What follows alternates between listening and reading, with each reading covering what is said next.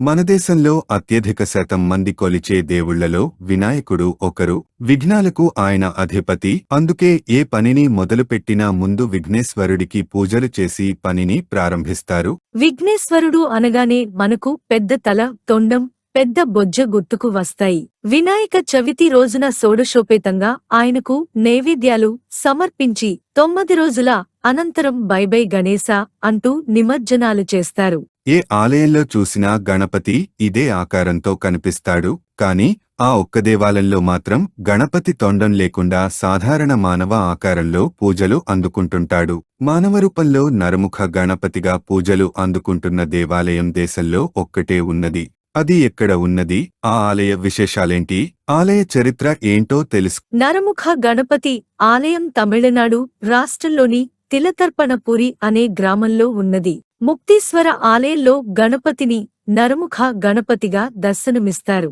ఈ ఆలయానికే మరో పేరు ఆది వినాయక ఆలయం. ఈ ఆలయం పితృతర్పణాలకు ప్రసిద్ధి. పితృదేవతకు ఇక్కడ తర్పణాలు వదిలితే దోషాలన్నీ తొలగిపోతాయని భక్తుల నమ్మకం.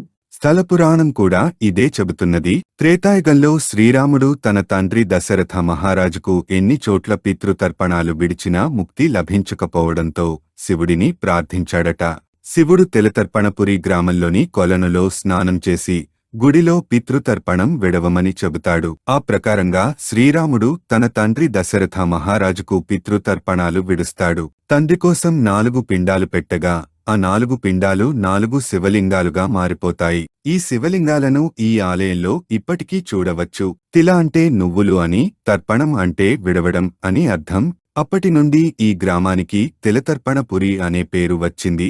పితృదోషాలతో ఇబ్బందులు పడేవారు ఈ తిలతర్పణపురి గ్రామంలోని ఆలయానికి వచ్చి తర్పణాలు విడిస్తే దోషాలు తొలగిపోతాయని పెద్దలు చెబుతున్నారు. కుటుంబంలో ఆర్థిక ఇబ్బందులు, అనారోగ్యం, యాక్సిడెంట్లు జరగడం, పిల్లలలో దుష్ప్రవర్తన, మానసిక అనారోగ్యం, ఎన్ని ప్రయత్నాలు చేసినా వివాహం కుదరకపోవడం, భార్యాభర్తల మధ్య కలహాలు, పిల్లలు పుట్టకపోవడం, అలాగే కెరీర్లో అభివృద్ధి లేకపోవడం, ప్రారంభించిన కార్యాలు పూర్తి కాకపోవడం, ఇలా మీరు ఇక్కట్లు పడుతున్నట్లయితే మీకు పితృదోషం ఉండవచ్చు. వెంటనే పితృదోష నివారణ చేయించవలసి ఉంటుంది. తిలతర్పణపురిలో పితృతర్పణం విడిస్తే ఆ దోషాలు తొలగిపోతాయని పెద్దలు స్థలపురాణం బట్టి తెలుస్తోంది. ఇక ఆది వినాయకుని ఆలయంలో గణేశుడితో పాటు పరమేశ్వరుడు, సరస్వతి దేవి విగ్రహాలు కూడా ఉంటాయి. ప్రతి సంకష్టి చతుర్థి రోజున అగస్త్య మహాముని స్వయంగా ఆది వినాయకుడిని పూజిస్తారని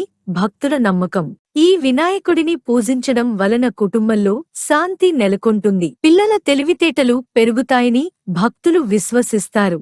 ఈ ఆలయం ముఖ్యంగా భారతదేశంలోనే 7 స్థలాలుగా చెప్పబడే కాశీ, రామేశ్వరం, శ్రీవాణ్యం, తిరువెంకాడు, గయ, త్రివేణి సంగమంతో సరిసమానమైన స్థలంగా చెప్పబడుతోంది. అంతేకాకుండా ఆ ఆలయం లోపల ఆది శంకరుడు, వేదవ్యాసుడు, గాయత్రీదేవి, సదాశివ బ్రహ్మేంద్ర, సంత పట్టినాథ్ విగ్రహాలు కూడా ఉంటాయి.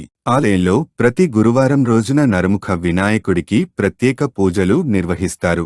ఈ ఆలయంలో ఉదయం 6 గంటల నుండి మధ్యాహ్నం 12 గంటల వరకు, తిరిగి సాయంత్రం 4 గంటల నుండి రాత్రి 9 గంటల వరకు పూజలు జరుగుతుంటాయి.